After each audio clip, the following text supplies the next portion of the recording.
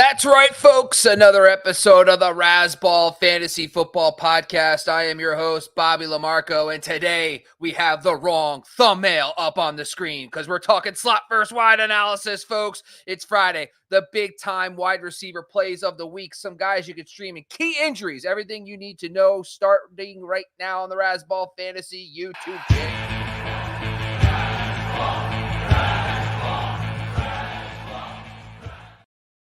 And that's right, man. Not only did I mess up the thumbnail, but I did not mess up the guest, and that's Ben freaking Wasley. You know, and that's the important thing here, folks, that I have the right man on the show, not the thumbnail. Thumbnail's kind of irrelevant. Sorry, folks. Who doesn't want to see Joe Flacco anyway? All right, we're going to be talking Colts, so it's fine. You'll get over it, team. Anyway, Ben Wasley, go follow him at Fantasy First Down, no O on Twitter. Ben, what's going on, man? Hey, look. Thumbnails are temporary, but guests are eternal. That's what they say. Look, I'm ready. I'm feeling good. I woke up this morning and I went, I need more Julius Chestnut in my life. I was like, if Tony Pollard's out and Ty Spears is already out, I need Chestnut. So I went through all my leagues and I just went Chestnut. Got to the last league, went, really need a running back in this one. Went to add Julius Chestnut, and it's Bobby freaking LaMarco has gotten in there and taken him already. Not happy at all. I know. Everybody gets one. You know what I mean? I do like it. I do like him. I tweeted out this a little bit earlier. Pollard was one of my favorite plays this week in a really good spot against the Patriots. But this kid he looks pretty good in limited work. So they also have Joshua Kelly. Not really sure what that means exactly, but I think Chestnut's going to be the guy. That's a league that I really need to win in. That's my only league I'm not over 500. And so I just started scrapping at I got Taysom Hill on the roster now. Let's get weird this week. Let's start shooting for the moon. I'm super excited. That's what we do on Sundays, on Fridays.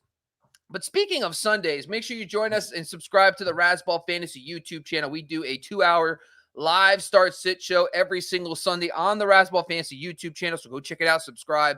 Make sure you jump over there as well. And make sure you subscribe to the Razzball Fantasy IG, TikTok. Make sure you jump over to razzball.com. We're doing some great stuff over there as well, including the slot versus wide points per game allowed tool. And we also have a lot of fun split tools and great articles from all our great writers, including Ben Wasley.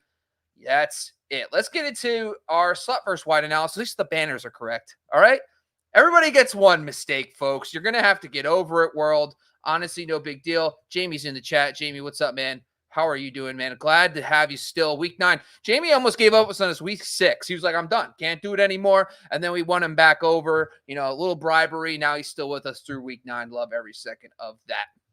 On today's show, if you don't know, we break down the slot versus wide points per game allowed tool on razzball.com. Essentially what that is, we figured out how many fantasy points a defense allows in the slot and out wide, and that really gives you kind of a difference maker on how to figure out, okay, is my receiver actually going to get the production this week versus just a blank fantasy points allowed. We also take out running statistics, so it's just focused on receiving work, which is nice as well.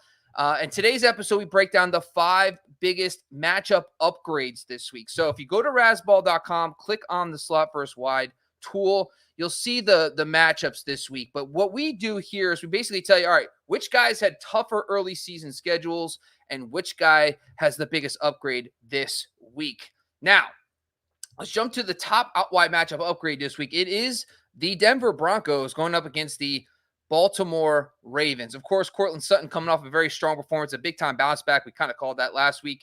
They also have Troy Franklin on the outside against a Ravens team that got roasted by Cedric Tillman, and Jerry Jeudy got that double-digit, baby. Thank you, Jerry, for making me sound smart. I appreciate it. He got me, just over that double-digit fantasy points. So I love how I didn't get crazy. Just give me double-digit fantasy points, and he did it for me. Ben, let's talk a little bit about the Broncos now.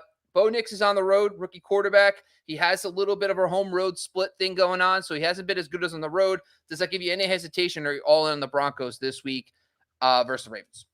Hey, look, in week 7, Cortland Sutton put up the big donut. And I came out and I said, you know what? This week, he's going to bounce back. A century of yards. That's what we wanted from him, and that's what he provided. And this week, I think he could easily be even better. He's their only clear starting outside wide receiver. They're kind of cycling the other guys. It looked like Troy Franklin was kind of emerging into something, and all of a sudden he took a big step back last week. We saw a whole lot more Lil Jordan Humphrey. They're kind of just cycling through 4 or 5 guys in those other spots. So for me, it's Cortland Sutton or bust. He's a good, solid wide receiver 3 for me. I'm certainly comfortable starting him because there's so much upside. I think he could easily go over 100 yards again. I think a touchdown's not out of the realms of possibility. In fact, I'm surprised he didn't get one last week. So, look, Cortland Sutton in the lineups. The rest, I'm not even putting on rosters at this stage. Yeah, last week, so Tillman, when you look at another key for the Ravens last week was they were down 2 corners. And so they're going to Humphrey will be back. So will oh God, who am I thinking about now? The other cornerback that was out, the rookie. Yeah, I forget his name. But anyway, Wiggins. There you go. 2 of the guys were out last week. They're back in this week. So that is something. But I do think that when you're looking at game flow, the Ravens are an offense that this is what I always like about the Ravens. They're going to put up points. They're at home. And honestly, it doesn't have to look pretty. It just means that Bo Nix, and by the way, you can't really run well against the Ravens. And so you're going to have to be mobile, throw the ball through the air, move the ball through the air. My apologies. You can't not throw the ball through the air, Bob. Come on. What I meant is move the ball through the air.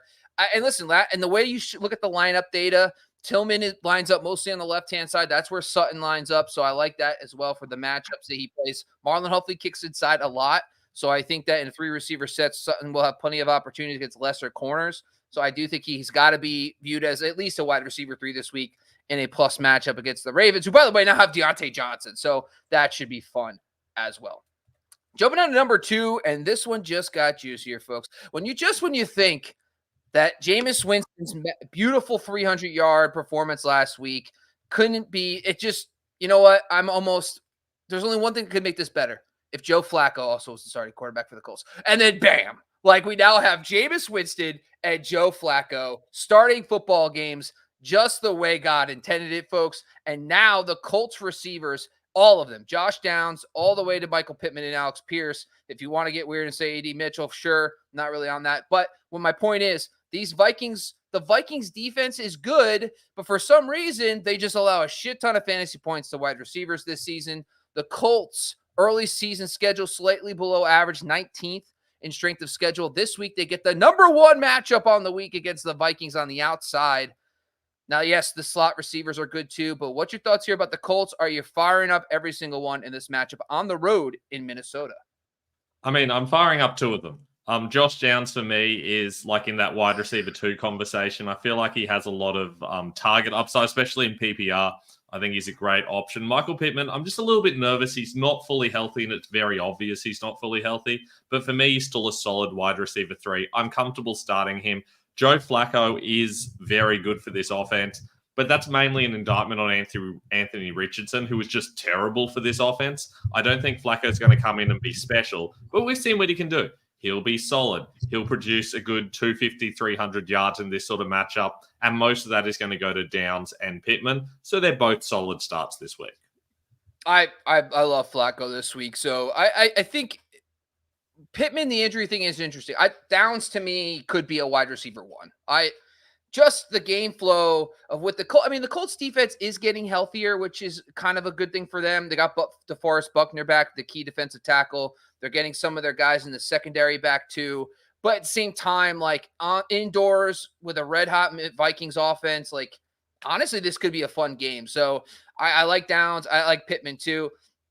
And I'm really looking for those player props. Like if I can see, like especially because Pittman and not necessarily Downs because he had a big game last week, but Pittman hadn't really produced with Anthony Richardson at all. Clean slate with Joe Flacco in a plus matchup. Woo!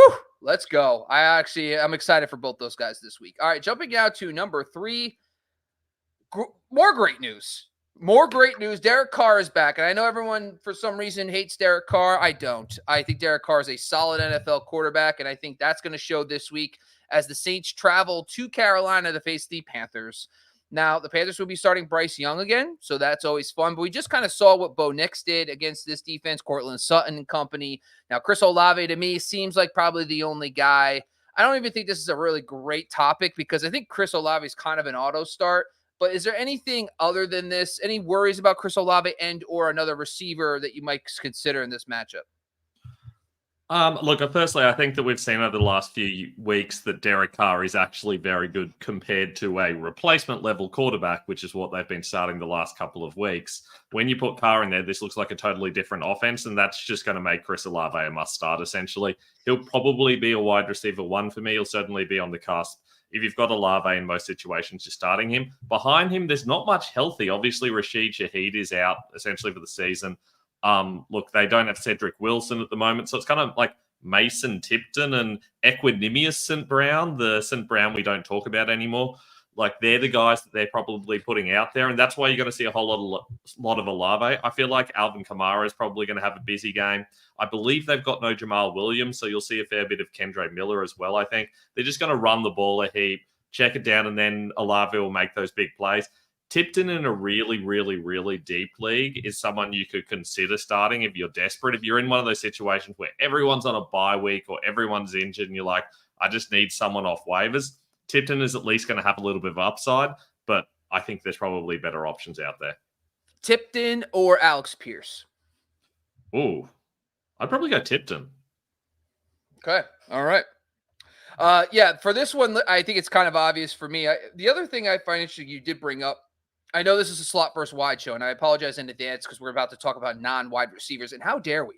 Hold us accountable. Leave a comment. Show your disgust. Like, what are you guys even doing these days? Anyway, the point is we're going to talk about the game as a whole. I do think that dynamic of both Kendre Miller and Jamal Williams being out does kind of make Taysom Hill a little more interesting in this matchup because, yeah, he'll get the routes. He did get more routes than Juwan Johnson last week. And on top of that, he does get some rushing game work. I think he's going to be the de facto backup running back potentially. So I think there's something there for tight ends in this matchup as well. So the other thing I like about the matchup too is that the Saints are extremely banged up in the secondary. They're going to be down both starting cornerbacks this week. We'll talk about that in a little bit for guys like Xavier Legette.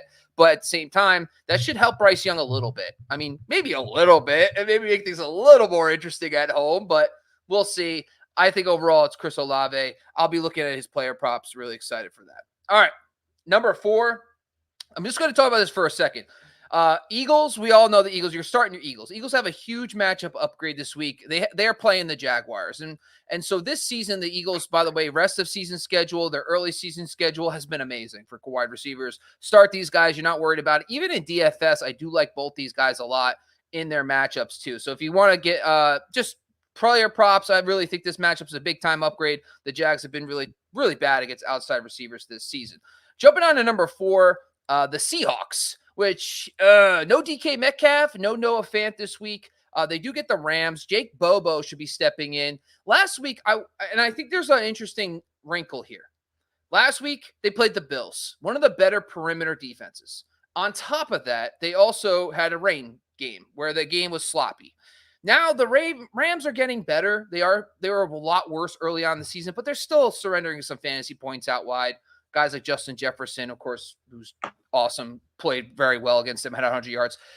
So I do think there's something here with DK Metcalf out potentially with maybe a guy like Tyler Lockett. Early season schedule, too, for these guys, 28th. It was really bad for Seahawks. Now they have the 6th best matchup this week. Any thoughts about Lockett and maybe a Jake Bobo shot in this better matchup this week against the Rams?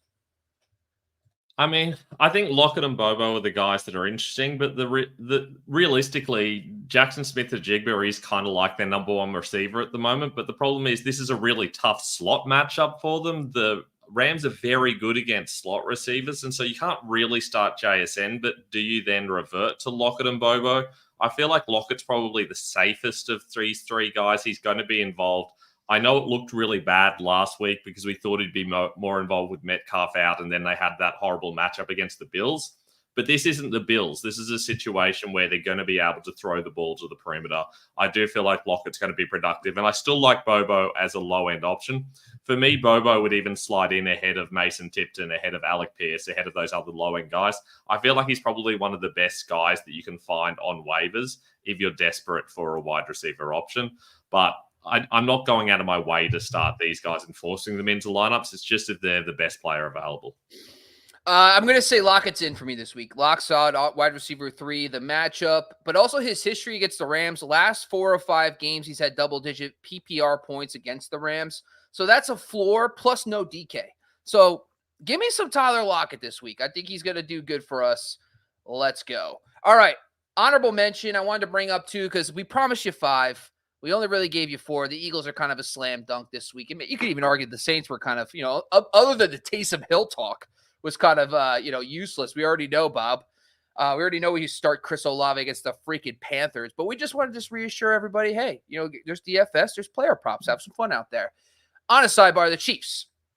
Now, the only little caveat I will say about the Chiefs situation is that, well, technically, Hopkins isn't fully up to speed yet, and he should be maybe this week. Last week, it was Watson and Worthy as the lead guys getting the most routes, but I think we're all going to tell you that Worthy and Hopkins are the guys, of course, that you're going to want to look at this week. So they get a plus matchup against the Tampa Bay Bucks, who will be down to Jamal Dean this week, their top outside cornerback. The early season schedule for the Kansas City Chiefs out wide has been 20th, so it's been tough for them. Now they get a top 5 matchup against the Bucks. Ben, what's your thoughts here about DeAndre Hopkins, Xavier Worthy? Are you getting him in lineups this week? I'm really nervous about Hopkins. He only played a third of the snaps last week, and that it can be pretty normal for a player coming in with his first game with the team. But Hopkins has been doing that all season with Tennessee. He's barely played over 50% of snaps in most of their games. They seem to just try to get him out there on high-value plays, and that's not the best way to get a ceiling from a wide receiver. Sure, it means he's still got an opportunity to get touchdowns. Sure, he's going to get catches, but you're not going to have those big boom games if you're not out there half the time. So I think that really lowers his ceiling, and we don't like low ceilings in fantasy. That's not what we're looking for because he's already got a very low floor. We don't know how much he's going to be used. He could potentially be used on a third of the plays again. It's not like he's truly their go-to guy. They've got Travis Kelce for that. They'll use plenty of Noah Gray. They're going to want to run the ball. Xavier Worthy's going to be involved, and they're still going to use all those other guys. Mecole Hardman gets touches every single week. So it's a bit of a mess there, and I don't really want to go out of my way to start Hopkins. I'll be ranking him way lower than most people will. As for Xavier Worthy, wide receiver 3 maybe for me. I still think that he's very boom bust. He's been really disappointing this season, and he's basically relied on touchdowns. If he hadn't had like 5 touchdowns, we would be thinking of him as a total bust and he wouldn't be on most rosters. I know that there's not a lot of target competition there now, but they just don't use their wide receivers, and they haven't for a while, and they don't need to. So I don't think he's someone you can rely on either. I'd rather go to a slightly more reliable option. So the one thing I noticed too last week, it's limited, and I can't. We're all making a little bit of an assumption here with DeAndre Hopkins. We don't know if the Chiefs were just like, all right, get in the playbook, or we're going to start ramping him up. But the other thing we have to remember with DeAndre Hopkins is that, like, the Chiefs already are going to the playoffs. They don't really, they're undefeated. Like, they were undefeated without DeAndre Hopkins. So my mindset here is like, they don't need to get him on the field a bunch to get him hurt. What they really need him for is the playoff stretch when they need an alpha. That being said, I think he is a wide receiver 3. The main reason why, if you look at the Bucks, they check every box for Hopkins. Hopkins was used last week as the A-dot guy. His A-dot last week was 15 yards per target last week. And the Bucks, 4th in the NFL in air yards allowed this season, and they're top 5 across the board. Out wide fantasy points allowed to wide receivers. Like, Baker has figured out a way. I know Baker's just kind of one of those guys where he always figures out a way to make it work. He's just in a zone, even with the injuries, playing against a tough Kansas City defense. I think Baker will do enough to force them to, keep it moving a little bit. And I think Hopkins will give us wide receiver 3 numbers this week. So I'm calling my shot. Let's go DeAndre Hopkins. Give me that 12 fantasy points. I'm super excited. All right. Key injuries for week 9. Let's get into some of these because this is always interesting because I like to get Ben's perspective on injuries because injuries are huge, especially in the secondary. You're going to get everybody knows when the wide receivers and the running backs are hurt. We all get the notifications from Adam Schefter, but we don't really hear about the secondary injuries that really could impact fantasy football a lot more than these other injuries. So let's talk about some of them. Now, quickly want to jump over quickly to the other side, the Panthers. Now, this is an injury. This is actually Deontay Johnson being traded. Last week, we saw a glimpse of the starting receivers. No Adam Thielen just yet. The Saints are going to be down multiple corners in their matchup, Ben. With no Deontay Johnson, there's a Panthers wide receiver that kind of sparks your interest this week. I mean, I feel like Xavier Leggett's going to be the one that a lot of people are talking about. And I've been talking about him for a long time. He's been a favorite for me since he was in college. He was in my college fantasy team. Absolutely love him. But I'm not willing to start him this week or any week until we start seeing him used consistently, especially with Bryce Young. I don't trust that situation. They're going to go to Jalen Coker a lot. He's better in this matchup because he's a slot guy. They're going to use a little bit of their other outside guys, none of whom are particularly interesting to me. I don't want to use him this week as much as I'm a massive fan of his talent and what he can do going forward. I don't think this is the time for him. I also think there is something to Adam Thielen last year being a solid player with Bryce Young. There could be something where he targets the middle of the field a lot more than he pushes down the perimeter. Honestly, Jalen Coker, I kind of sleeper. I'm kind of feeling that sleeper. I'm feeling some of the player prop stuff. If you're really desperate for a wide receiver 3, like, listen, we saw last week he played well with Bryce Young. We know the Saints have had struggles with the slot receiver position over the last few years. Plus, they're down multiple corners. So honestly, Jalen Coker, give me some wide receiver 3 love. I like that a lot. All right, shut down to the Bengals. And I love how contradicting I am. I literally said, we're going to tell you cool stuff that you don't know about. And I'm just talking about the wide receivers so far. It's T. Higgins, unfortunately. I do want to talk quickly about the other receivers not named Jamar Chase against the Raiders. Is there anybody that kind of stands out to you maybe as a potential streamer this week with Higgins out? Not really. I mean, Josefus is kind of their number 2 guy. He needs a touchdown to pay off most weeks. They mostly use him in the red zone. Like half of his targets come within 20 yards of the goal line. So he's someone that's going to be very, very, very boom bust. There's better options out there than him. We are seeing a little bit more of Jermaine Burton, but realistically, he's still only playing like a third of their snaps. And I don't think that's going to rise a lot this week. It's certainly not a reliable option, but it's good to see him out there on the field. And he's only taking away from guys like Owen. So realistically, it's Jamar Chase. And then you're probably seeing more of the tight ends. I think Mike Gesicki has a higher ceiling when they don't have T. Higgins. We saw that in the first couple of weeks as well, especially in close games. Not that this is going to be particularly close, but in close games in particular, they use him more. And then when Higgins is out, they use him more. So I don't think he'll have as good a game as last week, but I think Mike Gesicki is probably the guy to target. Ooh, Mike Gesicki. I like that. I'm not going to lie. Like, I have some Gesicki, so I'm okay with that call. That's good stuff. All right. Jumping over to the Eagles quickly versus the Jags. No Darius Slay this week for the Eagles on the outside, and the Jags are going to be down Christian Kirk, Brian Thomas, and Gabe Davis are both questionable this week. I guess my question for you is, it seems like to me Evan Ingram might be just peppered with 1,000 targets, but there's guys out there. If Brian Thomas is out this week, any thoughts about Parker Washington? Is there anything in the Jags situation you're looking out for this week? I think Parker Washington will take over that slot role from Christian Kirk. Is that particularly valuable? Well, it hasn't been particularly valuable for Christian Kirk. He's had 3 weeks with 1 target. He's also had a couple of weeks of double-digit targets, so he gets a bit of both. But Parker Washington isn't Christian Kirk. And so he's going to be even worse than Kirk was. And Kirk wasn't someone we were going out of our way to start. We will see some guys like Tim Jones and people like that for the Jags on the outside. They're just mostly running empty routes. I think we'll see more of the running backs. We'll see a lot more Evan Ingram, and we'll see a lot more of whichever of their starting wide receivers are actually healthy. All right. So the other one I want to talk about is the Chargers. Christian Fulton is out, who's like their top outside cornerback. The Chargers defense hasn't really been tested a lot this season. Now you got Jameis at home coming off a big performance. Now you're missing one of their top perimeter guys. And by the way, they're also down Asante Samuel Jr., who's also on IR. So they're going to be down their 2 perimeter guys in general here. Does this give you some more confidence, a guy like Cedric Tillman this week? It gives me less confidence in him. I mean, the injury doesn't, but the matchup does. Certainly, I like it better with Fulton out than Fulton in. I started Cedric Tillman in a heap of leagues last week, and I felt really good about him. I talked about him on this show. I talked about him in my articles, talked about him in my ranking shows.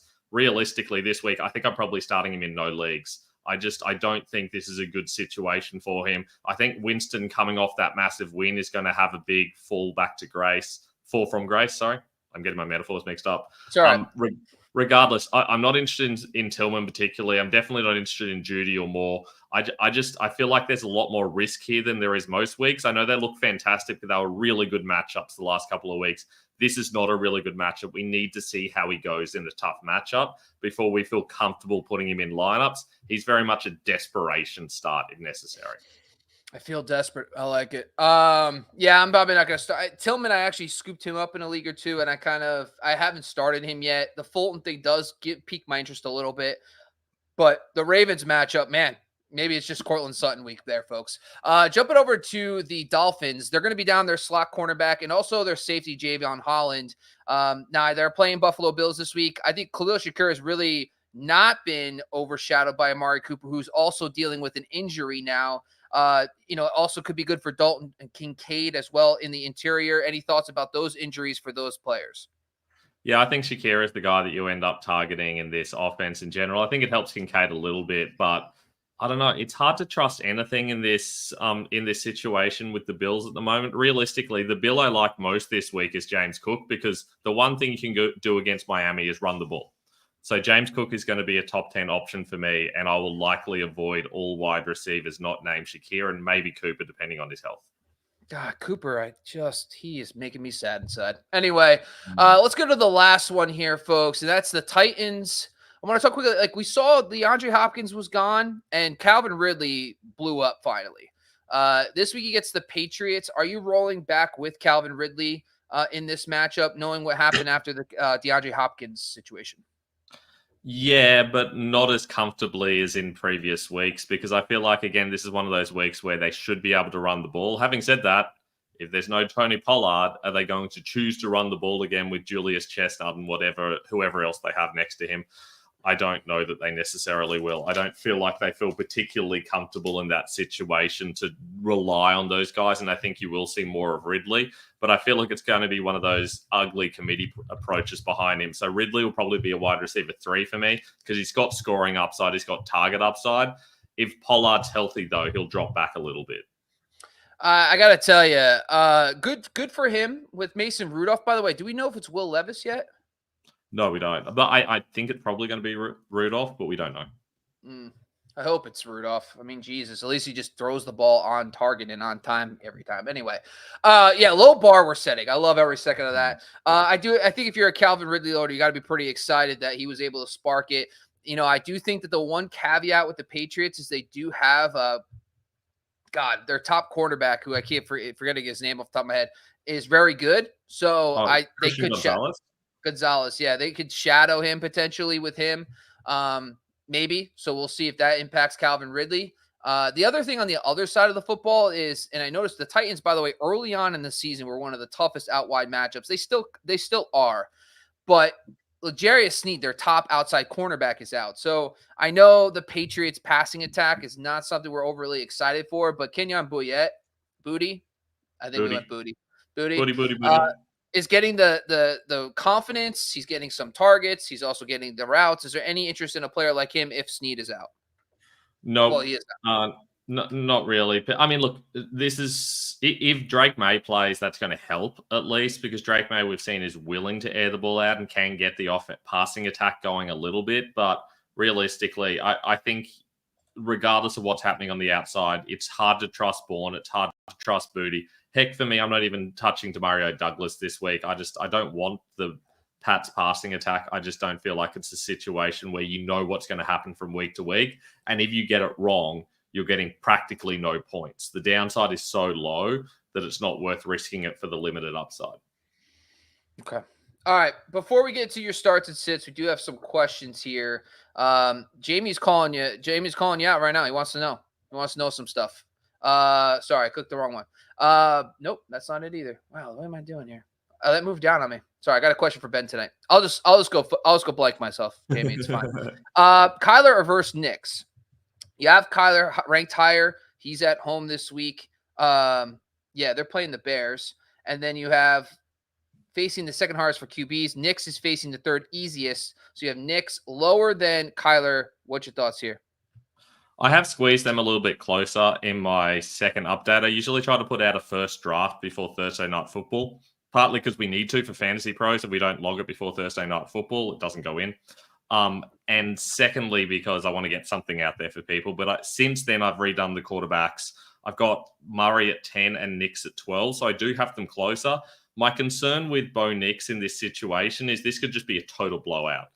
We don't know how they're going to react to just having a heap of points scored on them very quickly. Now, I'm not saying that's necessarily going to happen, but I think we know from the Ravens that's well within the possible set of outcomes.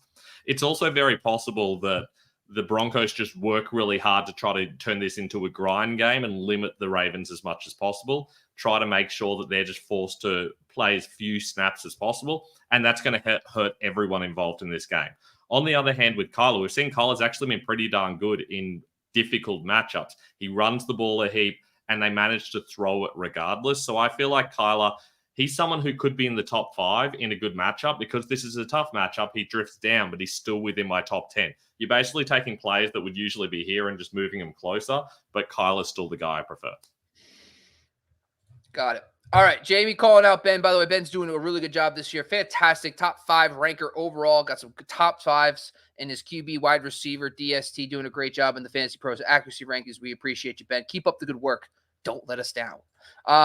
Thanks, Epic Fail. We appreciate it. You're the best, man. We do appreciate it, honestly, every single week. We try to bring you the data. We don't want to tell you our opinion. That's our goal here, to let you guys make informed decisions every single week with your starts and sits. And hey, we have a little bias. Yeah, we want to help. That's all we're trying to do here. Let's go. We got, would you start Flowers in a tough matchup or Worthy for the boom bust? So we got Flowers and the Ravens against that really vaunted Denver secondary. And of course, Deontay Johnson potentially now in the fold. What's your thoughts here, Ben? I'm going Flowers. I mean, I know Deontay Johnson's turning up and that's going to be difficult long term, but I feel like in the short term, Flowers is still just so embedded as their number one guy. He's going over 100 yards basically every week. So many targets and so many high value targets that I feel like even in this matchup, it's still got to be Flowers to me. Worthy's just too risky. The one thing about, hold on a sec, because I'm not even in the right spreadsheet. Come on, Bob. Sorry, folks. I didn't even have it open. That's weird. Yeah, I was just going to say, because Flowers he gets a lot of his production in the slot. So it's not, the Denver Broncos are tough. Yeah, I'm going to stick with the Broncos as well. I think that, Flowers versus the Broncos as well. He's not a traditional number one. I think what they're trying to do, and maybe they just realized they needed something to fit better. Like Deontay can win more on his route running ability. Bateman's more of a vertical threat, and you have Flowers, who's more of the hybrid inside out guy, but they can move him more to the slot. And for his frame, that makes much more sense. He could beat up on those nickel DBs all day. And I think that makes more sense for their offense, especially with and they play a bunch of 2 tight end sets, so it's not going to be too crazy, but Flowers, I think, will operate more inside, and I think that's going to be huge for him, especially at his size, getting off press. So I think I'm gonna ride it out for another week, see what that flow is. I think Worthy is a play. I'd rather start Worthy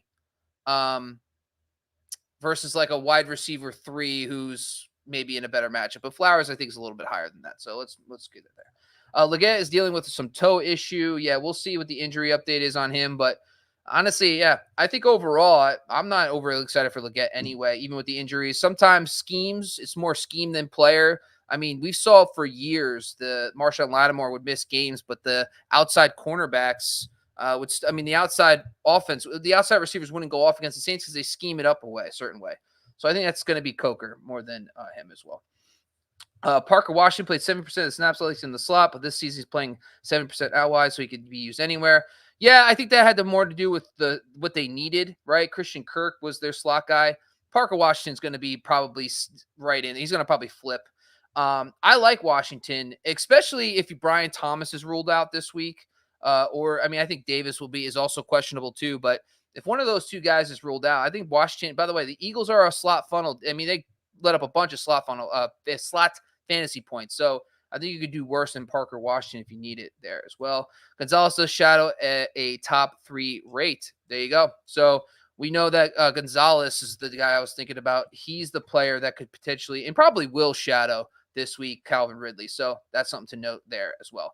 All right, let's jump down to a starts and sits of the week. Ben, what do you got for us? Okay, so people we haven't talked about already. And we've talked about most of them, which says we're doing well. Darnell Mooney against the Cowboys. This is a solid out-wide matchup. I know we think of the Cowboys as being very susceptible against the run, but they do allow a lot of points out wide as well. Just a friendly reminder that Darnell Mooney is the wide receiver 12 this season, which is pretty insane. This is a juicy matchup. He's a strong start for me. A couple of desperation guys. We already talked about Worthy and Lockett and Coker. Coker was already in my article, which is cool. Sterling Shepard. The Chiefs are best attacked over the middle of the field, and that means a lot of K. Dot and a lot of Rashad White. But I do also think that given Sterling Shepard's been the main slot guy, he's probably the guy who's going to benefit most in this game. So his snap count's not very secure, but he is still one of their starting wide receivers. And while we may see some more Jalen McMillan in the slot, I think it's probably going to be Shepard. So there's worse deep league choices. Certainly, we've talked about guys like Mason Tipton and Alex Pierce and Coker. I would start Sterling Shepard over any of those guys. As for sits, I mean, look, this one's for you, Bobby. I called you out in the article. Jalen Waddle, not starting Jalen Waddle this week. He hasn't topped 50 yards since week 1. I know we expect him to bounce back with Tua, but against the Bills, this is just a really tough matchup. I'm absolutely not touching him. We already talked about Tillman and Judy. But someone I also wanted to mention, Jaden Reed. Now, I'm not suggesting you should sit Jaden Reed, but his floor's a lot lower than we appreciate. He's had 73 yards total in the last 3 weeks, and we don't even know for sure that Jordan Love's going to start. So this could be very messy. There's a lot of question marks to consider here. So before you just slot him straight into your lineup in a really good matchup against the Lions, I think him versus guys like Devonta Smith and guys like Chris Olave is where it gets really interesting, because we talk about those as much must-start guys, and I think they are, especially compared to a Jaden Reed, who's someone who's been very boom-bust of late. All right. That's all we got today, folks. This is once again the Razzball Fantasy Football Podcast on the Razzball Fantasy YouTube channel. Make sure you subscribe and join us every single Sunday live for 2 hours before kickoff as we do our Sunday Live Start Sit Show. We break down key injuries, weather updates, everything you need up until kickoff. Make sure you always subscribe to the Razzball Fantasy YouTube and IG, and also make sure you jump over to Razzball.com and check out all the great articles from all our great writers and all the great tools and resources we have over on Razzball.com to help you set your lineups every single week. Want to thank my co-host once again, Ben Wasley. Go follow him at Fantasy First Down. And Ben, by the way, make sure you plug the rest of your stuff. What else you got going on at Fantasy First Down? You have a bunch of things going on over there as well. Hey, head over to our YouTube if you want some longer form stuff. I do some streamer and stashes stuff over there, do some waiver wire stuff on Tuesdays as well. So definitely check that out. Plus, every Saturday, I also put up a video where I basically just go through all my rankings and talk about every single player. So your player will definitely be discussed. All of them, I will definitely talk about your start-sit decisions. And if you got questions, look, you should go to the Razzball Start-Sit Show on Sunday morning. But if that doesn't work for you, then just send us a message, Instagram, Twitter, whatever works. I will make sure I get back to you with any start-sit issues you've got as well. All right. Thank you for joining. If you have an extra second, you go follow me at Bobby LaMarco on Twitter. Thank you, folks. We are out of here.